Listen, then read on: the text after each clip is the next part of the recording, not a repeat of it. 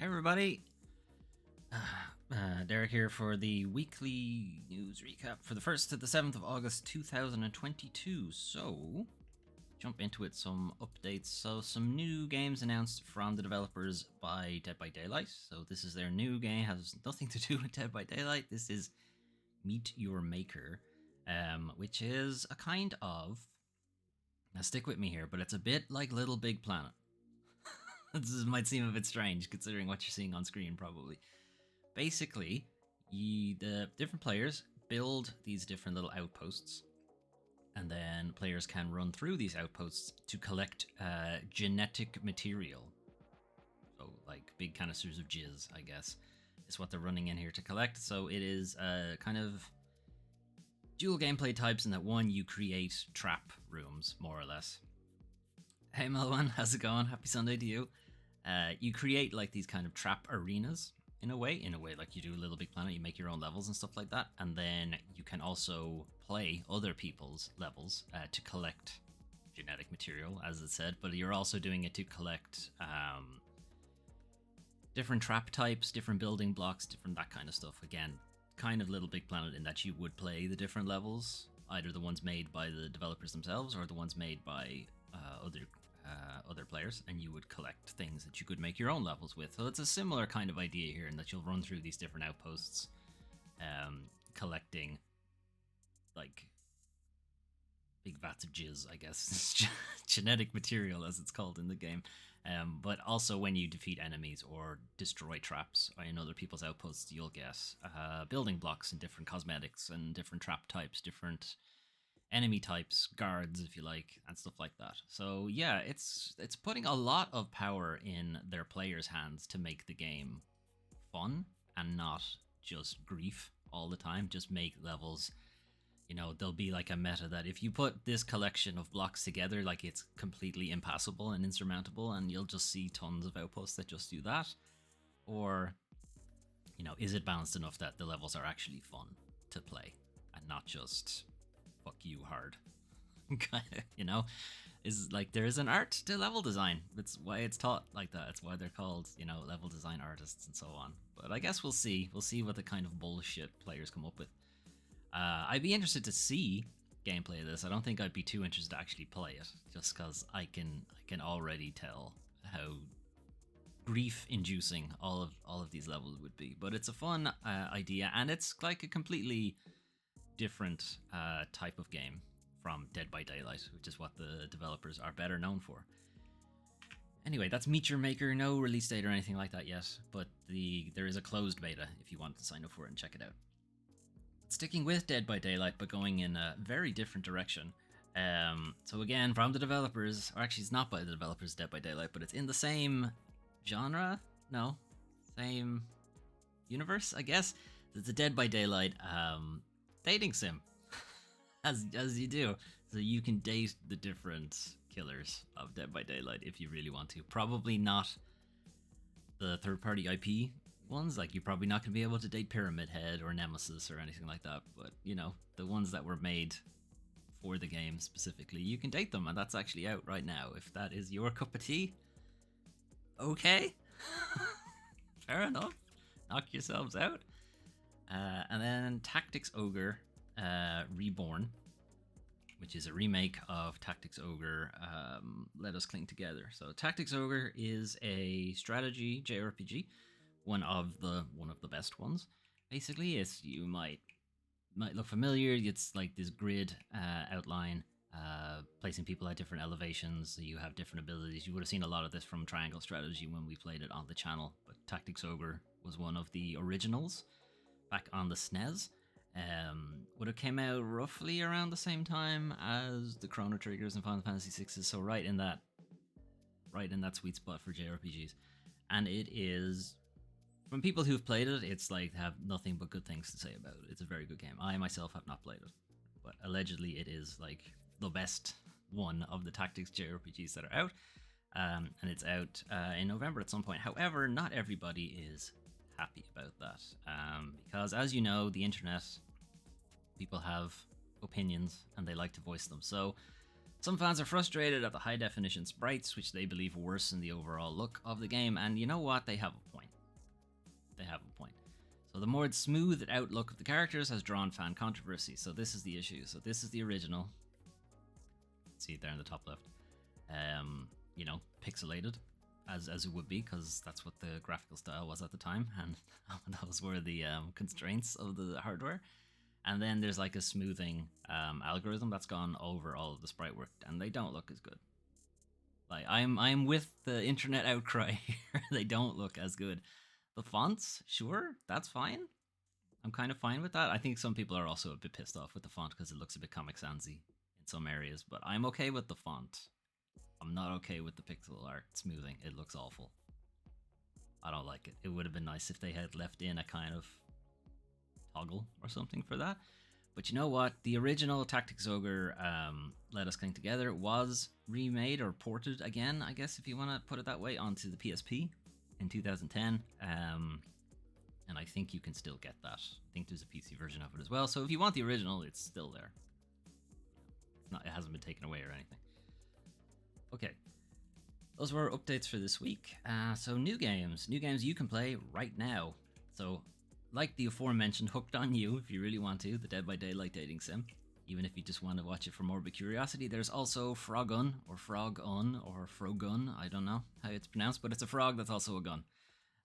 It's a grappling hook thing, I guess, use its tongue as a grappling hook, and it's got like the very old school pixelated 3D platform graphics, stuff like Ape Escape, Klonoa, Croc, those kind of games, but like considerably like the PlayStation wouldn't have been able to put out this many polygons, we'll say. So, you know, it's going for that art style, but not going for it entirely, because there's a lot of things happening here that the PlayStation would not be able to do. So it makes sense, I think. But yeah, it looks fun. It's a nice throwback to that kind of era of 3D platforming that didn't do too great. Really, it kind of took until Mario 64 came along for people to go, okay, that's how you do a 3D platformer. Okay, fair enough. But there were some interesting ones, Ape Escape, like the ones I've mentioned, Ape Escape, Klonoa, maybe not Croc. I know people like Croc, and I like Croc as well, but it was not a good game. Anyway, that's Frogun, out now on pretty much everything. And then there's also Hindsight from Annapurna, and I don't know who is the actual developer. Annapurna is just the publisher. Does it say? It does not say. Okay. Not sure who the developer is then. We had a look at this at Annapurna's showcase, and I thought that the trailer doesn't do it a great service, and this is the same trailer, so it's still not going to do it a great service, but the game is basically, you are, I think one of your parents has died, and you are going through their effects to sort of, you know, figure out, like, the will and inheritance and, you know, who owns the house and so on, that kind of stuff, and you're going over different memories you might have had, and you're finding things that prompt those memories, and it's conflicting with like what the documents say and what you remember happening, and it's a kind of, oh, I can see it now differently sort of thing. So it's kind of like a very intimate look at somebody's life and them going over their relationship with his dead parent, and how maybe things weren't as great as they seemed, or things were better than they seemed, and that kind of thing. So yeah, if you're into those kind of introspective story narrative games, which I am, you know, Hindsight might be something for you to take a look at. Okay, and those were the only games that came out this week that interested me. There were more, but as usual, and I think I need to say this every week possibly, just because I didn't mention it doesn't mean it didn't come out. You know, I am not the one who decides what games come out, unfortunately. Wish I was. Some things would have come out by now, but and some things would have never come out. But yeah, if they're appearing on the show, it means I'm interested in them. If they're not, it means I'm not. That's it. That's all it is. This is an editorial opinion video thing, not I don't work for an outlet or something like that. Anyway, moving on, because it is now time to talk about the worst parts of video games, the video game industry. So, Sony says Call of Duty is an essential game series, while Microsoft says, no, it's not, it's fine, don't worry about it. So, it's not surprising that they've taken these positions when you take into consideration that Microsoft is trying to, in a bid to downplay the possible ramifications of it attempting to buy Activision and so on, because that's still going through. It's not finalized. It hasn't been agreed by regulating agencies that they're okay with that. So they're having to go over, anywhere where Activision and Microsoft both do business, any countries like that, they have to get sign off from all the different regulating bodies in those countries that it's okay for them to buy Activision, basically. So their thesis is that the Call of Duty publisher it's spending billions of dollars on doesn't actually produce any games that could be considered must-haves. Now, to be fair, that's true. Activision doesn't produce any games that are must-haves, IMO. Sony is pushing back, however, and saying that Call of Duty games are essential and even influence some people's console buying decisions, which that was the case for the 360. I know a lot of people did go for Modern Warfare because most of their friends were on the 360. So they would buy a 360 for that reason. Cross-networking, I guess, would have mitigated that somewhat, but not entirely, because Sony were very slow on the uptake for that kind of thing. So Microsoft arguing with lawmakers and regulatory groups in an effort to show why this deal is totally fine and not bad for the industry. Microsoft are saying there is nothing unique about the video games developed and published by Activision, which is true. There's nothing unique about them. They make the same game every year. Sony don't agree. They don't agree with Microsoft's assertion that owning one of the biggest video game franchises in the world won't provide Xbox with some sort of advantage, because it will, of course. PlayStation believes that Call of Duty is an essential AAA game. Now, both of these can be true. It is not unique. It's not special. However, it is considered like a tentpole blockbuster video game IP. So the idea that it doesn't give Microsoft some kind of advantage is, stupid. Of course it does. So both of these are right. There's nothing unique about Call of Duty, but it's extremely popular. It's not like... It's not like the video game playing user base gravitate towards unique and niche entries for video game. They don't. It's the same for film, it's the same for music, it's the same for whatever. Its lowest common denominator is the thing that's the most popular, because it has the most people who are interested in it. That's how it works. So Call of Duty is very basic. You run, you shoot, things explode, it looks nice, done. Everyone's happy, That's it. Of course, it's super popular. Is it unique? No, tons of games do this. But it's the most popular one, and therefore would be essential that it would be on PlayStation as well as PC, as well as anything else Microsoft decide to try to silo it off from. Of course, good business. Good business to have the most popular video game IP-ish on your platform. Of course it is. So it's not surprising that they've taken up these positions. It's not surprising from Sony's end thing, because they don't want to lose something that would shift units for them. And Microsoft, of course, want to say, no, it's not a big deal that we're taking a big IP and making it exclusive. No, it's totally not a big deal. Definitely rubber stamp our acquisition of Activision, please. So, of course, it's reminded me of a pretty funny... it was a pretty funny legal case for Marvel, and they wanted to... There was some regulation in place that if they were selling X-Men, if they were selling things that would be human-like toys, that for some reason they had to pay extra stamp duty on it, or they had to pay, for whatever reason, they were taxed more, or something like that.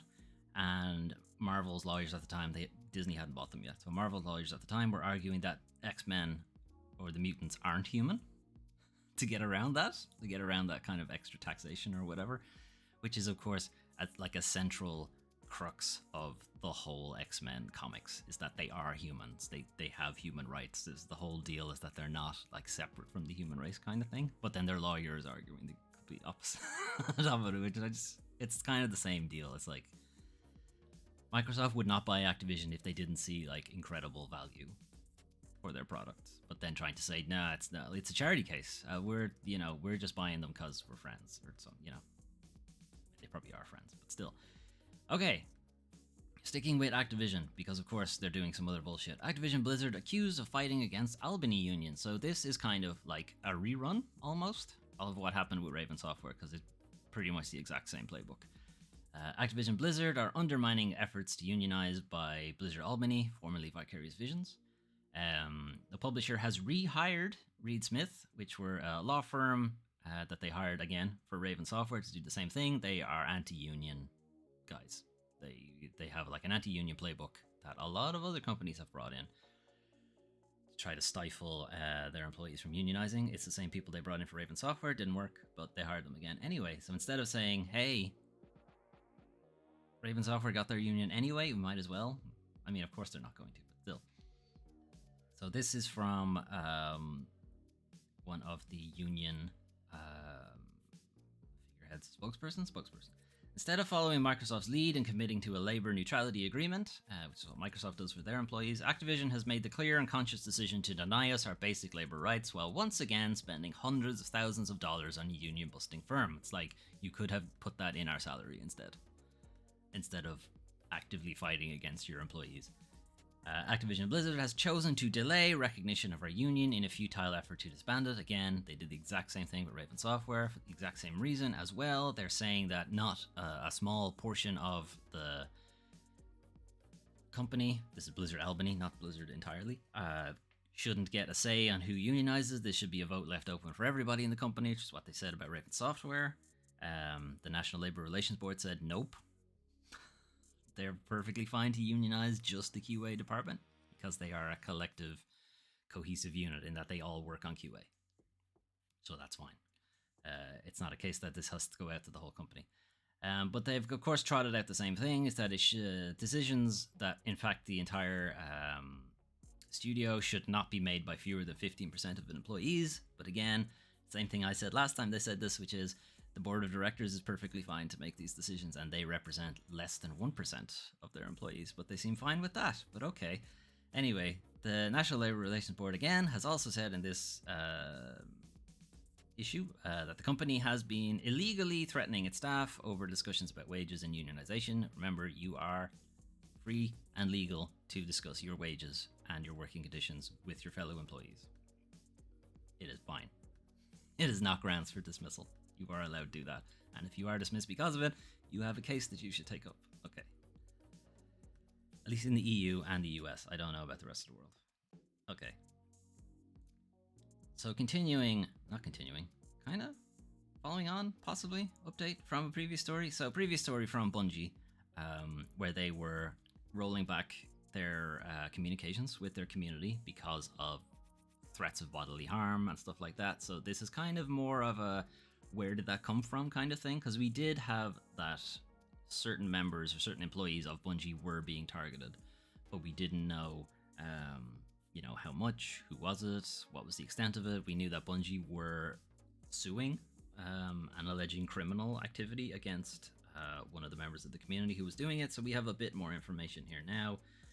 A judge has ordered that TextNow, which is a text service based out of Waterloo, to name users who threatened Bungie employees in June, so not even that far long ago. An anonymous Twitter account sent threats saying they would kill Bungie employees. This was after a Bungie employee had tweeted a Twitch streamer had done something fun in Destiny, and they were like, oh yeah, this is great. And then this guy, anonymous Twitter account, sent threats saying they would kill this Bungie employee. Following this, multiple Bungie employees began receiving voicemails and text messages on their personal numbers, which this person should absolutely not have, so how do they have this? Kind of an issue. Which repeatedly used the N-word and requested the developer make Destiny 2 DLC for N-word killing. This is a lovely person anyway. The same employee who tweeted about the Twitch streamer received a call on their personal phone again from someone who said their name was Brian, who again repeated a request for N-word killing DLC. Lovely person. Then they texted this person's spouse, who also works for Bungie. So how do they have these personal numbers? Where are they getting this information from? After this, they made a number of calls and texts and managed to order a pizza to this developer's home address, which is people who are familiar with stalking and such, this is a unfortunately popular way of displaying that you know their address, kind of thing. So yeah, they know their home address and their personal number and that they're married to such and such. Not great. The same anonymous Twitter person, who's no longer anonymous, that's their handle there, I'm not going to say it out loud, tweeted a picture of the employee's staff ID card and said they had moved to live 30 minutes from this employee. So how do they have, now they have their staff ID card? Where are you getting this from? What the fuck? But anyway, they managed to get a court order that was requiring Tencent to name the customer, their actual legal name, who made the threats and were backed by Superior Court Justice Fred Myers, who had things to say like, yeah, this is a no-brainer, basically. So yeah, that's why Bungie has stepped back from talking to its community. It's because of this shit. But anyway, that's gross. Hopefully something good comes out of this, but I kind of feel like nothing really will. Anyway, moving on.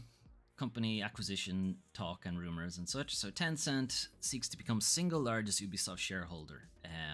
So Tencent have their fingers in a lot of different video game companies. They have very small stakes in like a lot of different ones. They have a 5% stake in Ubisoft at the moment. But they are trying to become the largest shareholder, and that would overtake the Guillemot family, who are currently were founders of Ubisoft and are currently the largest shareholder in the company. So it is, while it's a publicly traded body, the founding family own most of the shares. Oh, sorry, they don't own most of the shares. They own the largest single share packet or something like that. It's like 15 to 20% or something of the shares are owned by them. According to Reuters, Tencent has offered way above the company's current share valuation in order to sweeten the deal. So we're like, hey, we will pay the share price. Sorry, we will pay the highest share price Ubisoft has ever seen, not their current share price, the highest one they've ever seen. So they're saying we'll pay you €100 per share, which is close to the company's previous best, which I think was like 105, 106, something like that. Currently, 80% of Ubisoft shares are publicly owned, 50% are owned by the Guillemot, 15%, okay, and Tencent owns the remaining 5%. So, yeah, I think 15% is the largest single ownership block, and Tencent are looking to buy enough to be more than that, I guess. Ubisoft has resisted attempts to wrestle control of the company away previously. So previously, a lot of other companies have tried to do the same thing. They're called hostile takeovers, where you just buy your way into the highest percentage. Vivendi were probably the biggest one who tried to do it. They've tried to do it a couple of times. 2016 was the last time they tried to do it, but they've tried to do it a number of times. And the way the Guillemots have gotten out of it is they've gotten private equity money injections to sort of forestall any buying of additional shares. So it looks like they're going to try to do the same thing.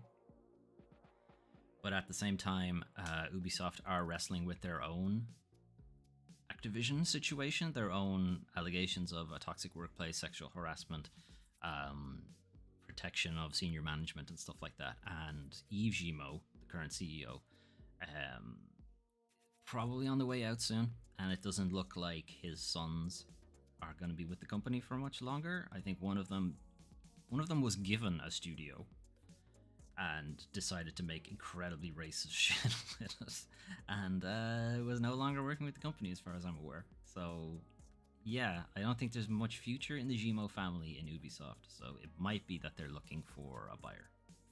Whether that's Tencent or not, debatable. Ubisoft also financially not doing great. Like Valhalla is like their only good, not only good game, it's their only decently selling game for the last while. It's not that they haven't had good games. Like Rainbow Six is good for some people. I don't like it, but you know, I can appreciate that there are people who like that game. But they don't have much else going for them right now. They've had a lot of delays.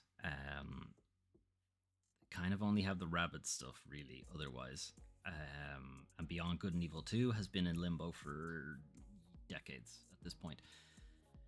So I don't see their financials recovering anytime soon, and Assassin's Creed, the next one, has been delayed as well. So yeah, they kind of need the money right now. So they might take it. They might take it.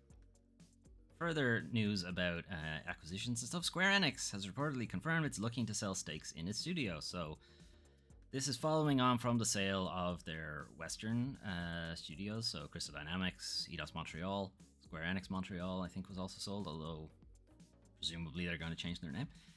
But apparently that was only phase 1 of Square Enix's plans. Phase 2 will be a diversification of studio capital structure. What the hell does that mean? It means they're not going to be 100% funding their studios anymore. They're going to look for people to go in with like partnerships and stuff.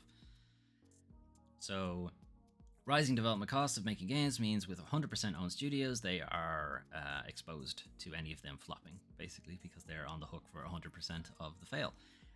So they're looking to do a studio portfolio review. I don't like the sound of that. That sounds like big cuts are coming, big firings are on the way.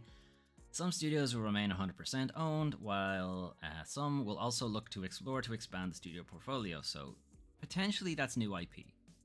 That would be nice. New IP from Square Enix would be nice. The only one I know of right now is Harvestella, which is like a Stardew Valley dungeon crawlery type thing, which looks really good. Hopefully it does really well, but otherwise they are very heavily reliant on Final Fantasy and Dragon Quest at the moment. Triangle Strategy was a new IP as well, I suppose, but I'm not sure how well that did commercially. Biggest impact on their financials was in the EU US studios, which again they've sold off, so I guess they're fine there. Will we be able to allocate resources mainly? With them gone, we will be able to allocate resources mainly to Japanese titles, which is what everyone was saying. Why did you buy these Western studios in the first place if you weren't going to do anything with them? You know, why take Deus Ex and Tomb Raider if, you know, just focus on the stuff that made you your name in the first place, which was Japanese-centric video games. That's what you're known for. That's what everybody wants you to keep doing. Square Enix is looking to sell stakes in its studios to others to improve capital efficiency, so they don't want to be 100% all their eggs in one basket kind of thing, so they are looking to sell stakes, not complete acquisitions, but like 5%, 10% to certain people. And there are, you know, some people or some companies can smell the blood in the water, so Sony, Tencent, as we said previously, Nexon are also becoming a big name. It's a Korean publisher. But this financial analyst who was there for their financial call has said this is kind of weird. Why would they do this? Because they absolutely have the money to fund these comfortably. So what's the deal here? Square Enix capitalized game dev costs are currently running at $840 million US dollars. But post Crystal Dynamics EDOS sale, the company will have $1.4 billion in cash and no debt, which is plenty to fund expanded game investment all on their own, so why sell stakes in the company? Don't know what the deal is there.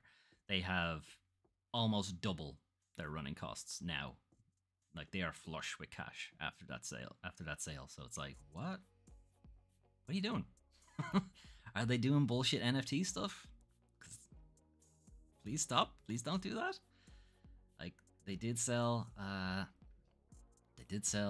cloud, or they're currently selling a cloud figurine that is also an NFT, and it's something that the protagonists of Final Fantasy VII would take considerable umbrage with, since Final Fantasy VII is all about protecting the climate and so on. They would absolutely not be okay with being an NFT. But whatever.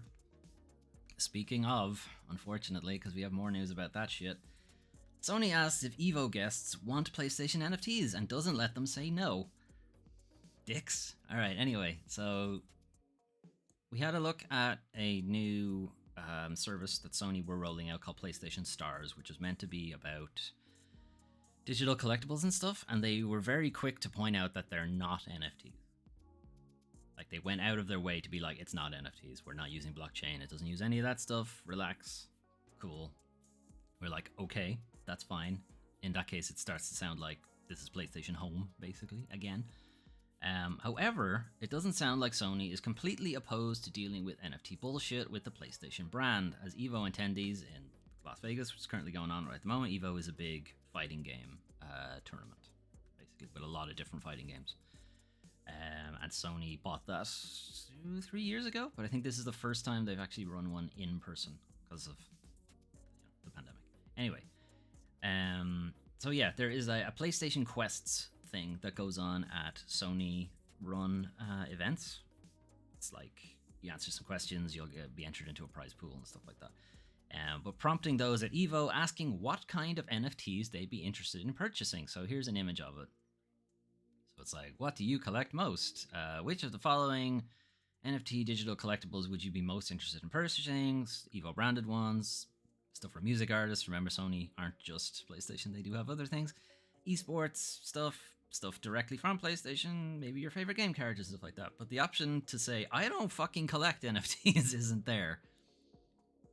You know, there doesn't seem to be any means for users to say they are not interested in that shit. Now, Fanbyte, Kenneth Shepard is, very much virulently against NFTs. So am I, for that matter. So, if this is reading considerably combative, that's why. But yeah, they went out of their way to say that the PlayStation Stars service won't be NFT shit. And then they pull this shit. Like, pick one. It's like, you wouldn't have gone out of your way to say that they weren't NFTs if you didn't know they had very bad optics. If you didn't know that a considerable amount of your player base don't want it. And then you do this. It makes you wonder whether they're lying about the PlayStation Stars thing, or whether they're trying to get their foot in the door with the PlayStation Stars thing, having them not be NFTs, and then later on down the line start putting it in. What are you doing? Okay, anyway, we're going to finish with some Schadenfreude, mostly. Diablo Immortal player says he can't get a match after spending $100,000. Congratulations! You paid to win in a pay-to-win game. You won. Move on.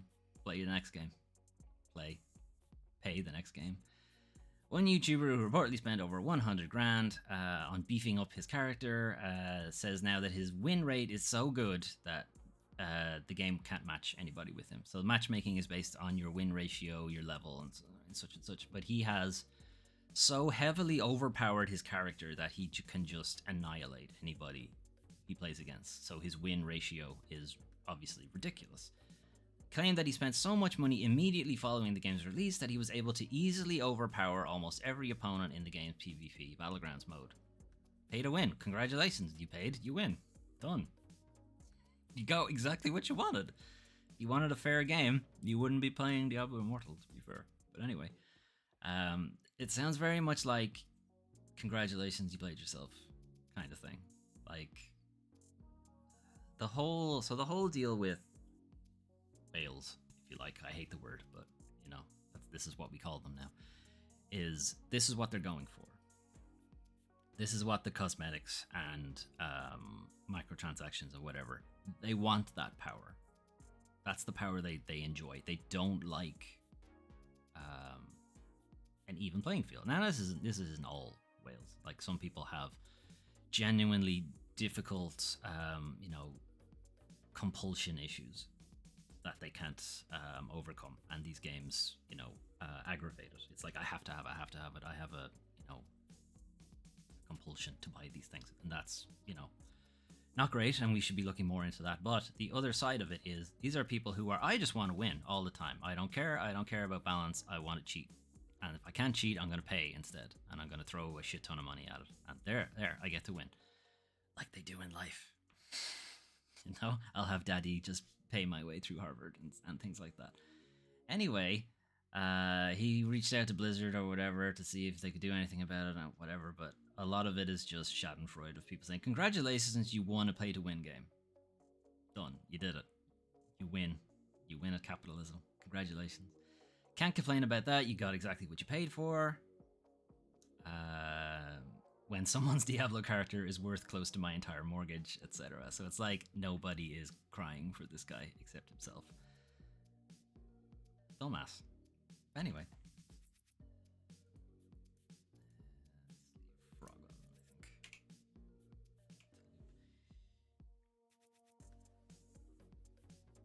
Anyway, that was the news for August 1st to 7th, 2022. So, some new stuff from the people from Dead by Daylight. It's good to see that they are, stretching their creative limbs a little bit and trying out some new things with Meet Your Maker. Not something I would be super interested in, because it relies heavily on the community being nice, and video game communities aren't nice, typically, as we've seen with the Bungie story, and so on. New releases, Frogun looks like a lot of fun. I'm curious to see how it controls, because we're getting a lot of fast cuts here, and if it is taking the old school controls as well, which were sort of tanky controls for these kind of platformers. I hope not, but it might be. And if it is, I don't know. I don't think I can go back to tank controls. That's why that's why I don't play it, because of the community. Exactly. Anyway, what else was I talking about? Yeah, the different studio acquisitions. It's not surprising. Like, Ubisoft are not in a great position. EA are in kind of the same position in that their last couple of games have not been doing well. And financially, like, a lot of financials would have come out recently, the Q2 financials for this year. A lot of companies aren't doing great, mostly because a lot of games got delayed because of the pandemic, so they aren't doing great money-wise because of that. And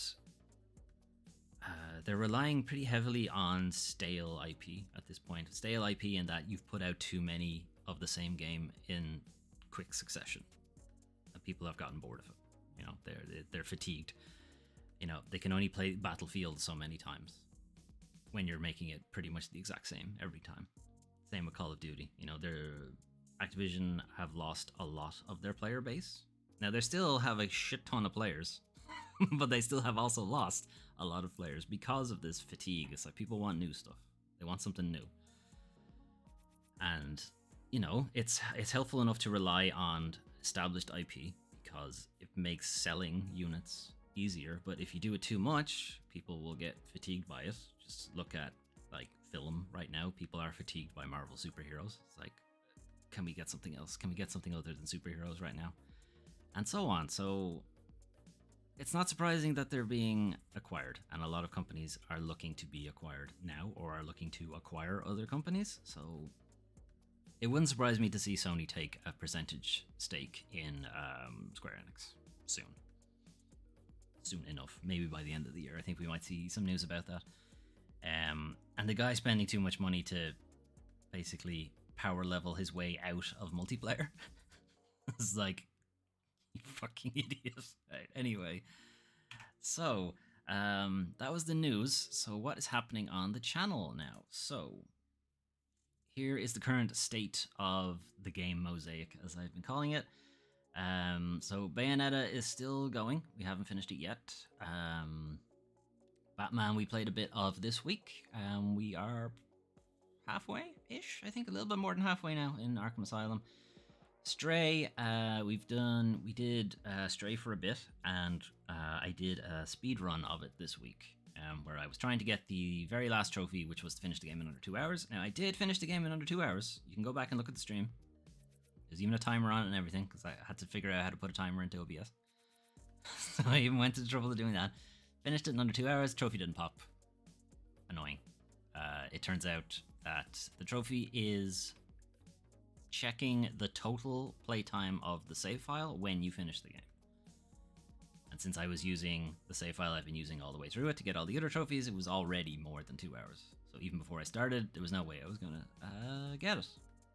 So that was annoying. However, I did go back later because it pissed me off so much that I went back after the stream, played through the whole thing again, and got the trophy, and we have the platinum for it now. Cult of the Lamb is out next week. Cult of the Lamb is a kind of combination Stardew Valley, Animal Crossing, and Binding of Isaac. Very strange combination. But it's been getting some really great praise from the people who've managed to get early copies of it. So yeah, looking forward to playing a bit of that. We won't be playing it next week just because I won't have a time slot for it, but the week after we'll be looking at Cult of the Lamb. Severed Steel we played this week on Friday. It is a very fast-paced first-person shooter where your character moves very fluidly, constantly moving around the environment. They only have one arm, so they do not stop to reload a gun. They just pick up a new gun. It's very fun. I had a lot of fun playing that game. The VOD should be up now. There was a bit of a delay for whatever reason. YouTube was processing for 1,000,000 years. It should be up there now. Dark Pictures Man of Medan, playing with Melwin. That is now finished. We have finished the first entry in the Dark Pictures. We even attempted a run of trying to kill all of the characters. We tried really hard to kill all those characters, and we didn't. It's surprisingly difficult to get everybody killed. We got a lot of them killed, but We didn't get all of them done. But we're going to continue, hopefully, and Melvin will agree tomorrow. We're going to continue with the Dark Pictures. We're going to play Little Hope, which was the next entry in the Dark Pictures. I will refrain from my opinion on Little Hope until we've played it, and then I will ask Melvin what she thought of it. As I have opinions about the game. But yes, I'm in. Okay, good. Well, okay, we'll be playing Little Hope then tomorrow. So check that out on both of our channels, because we play it cooperatively and broadcast on two separate channels.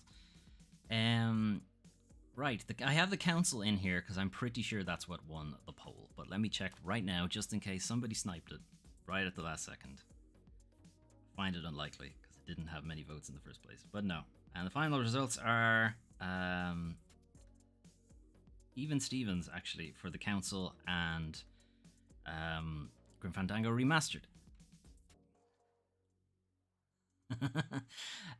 So, because I haven't actually played the council at all, I think I'll play that instead, and then Grim Fandango Remastered. So, the council, for those not familiar, including myself, is originally a episodic choose your own adventure narrative game, not unlike the Telltale series kind of things. I don't know a huge amount about the story on purpose. I don't want to know much about it. I'd rather go in knowing absolutely nothing. All I know about it right now is that it's got some kind of world-spanning and century-spanning story. You are some kind of it looks like colonial times, and there's a kind of Illuminati kind of thing going on, in that there's this small council of people who make the decisions about the world, and maybe they're making decisions you don't like. And there's also a lady in a really nice corset. So I got that going. So we'll see how that goes. Everyone has weird faces. It does have a bit of the Dishonored look to it. Yeah, everyone has a Dishonored face.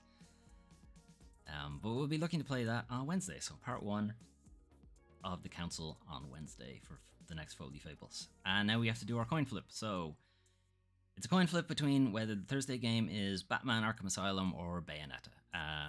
It was Batman last week, and it was also Batman the week before, so the stats are a little bit weird on coin flips, but okay. What's it this week? Batman again. Well, coin flips are meant to be 50-50, but okay. I guess we're playing Batman again. Bayonetta will continue to not be finished. We are almost certainly on the very last stream for Bayonetta, but I don't know. We're gonna keep pushing it out, I guess. I'm at the mercy of the coin flip, guys. I'm not doing it on purpose. Anyway, more Batman.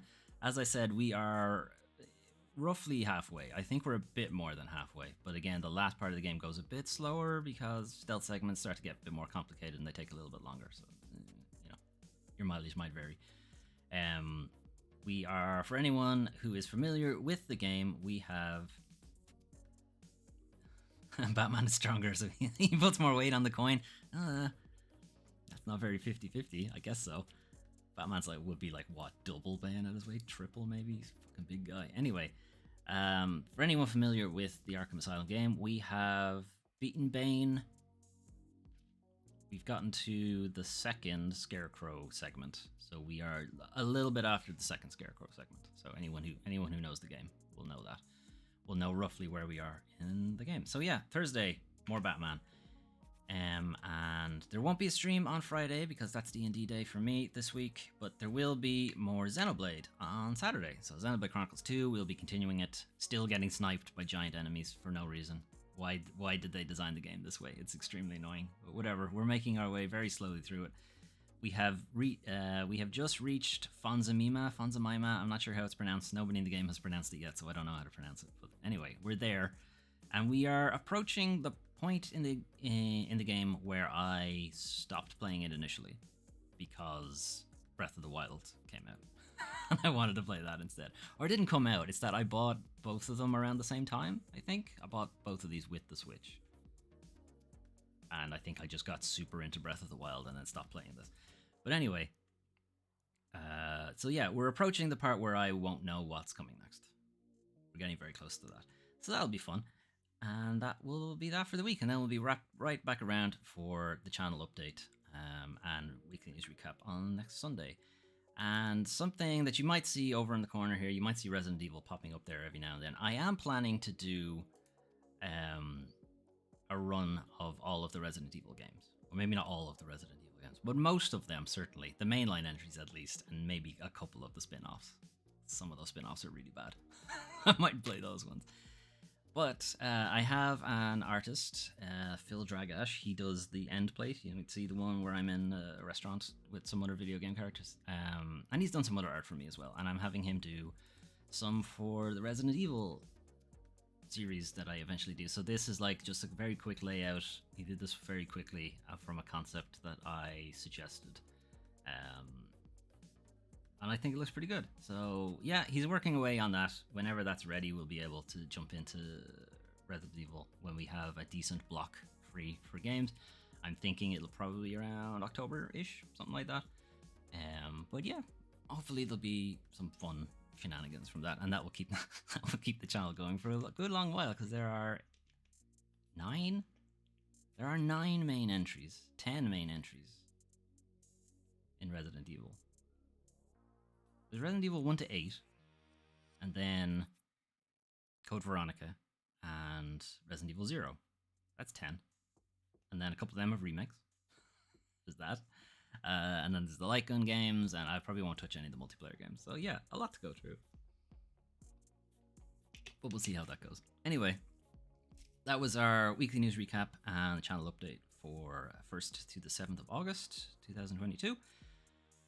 Let me know what you guys thought. Any games you're looking forward to? Any games on the channel you're looking forward to? Do you think Heaven's Vault was robbed in the poll? Because I do. We'll get to that game eventually as well. All the games that were on the poll we'll play at some point. It was more a case of which one is next, more than which one in general. Anyway, I'm going to head off for the rest of the day. Be back tomorrow for Little Hope with Melwen. Be sure to check out Melwen's channel if you want to watch both sides, both viewpoints. We'll try to start them at the exact same time so you can mute one of us, and then you'll be able to see both points of view. Hey, Doom Training, thanks for dropping in. Anyway, I'll be back for that, so hopefully see some of you then. Otherwise, have a good rest of your day, and I'll see you when I see you. All right, bye-bye.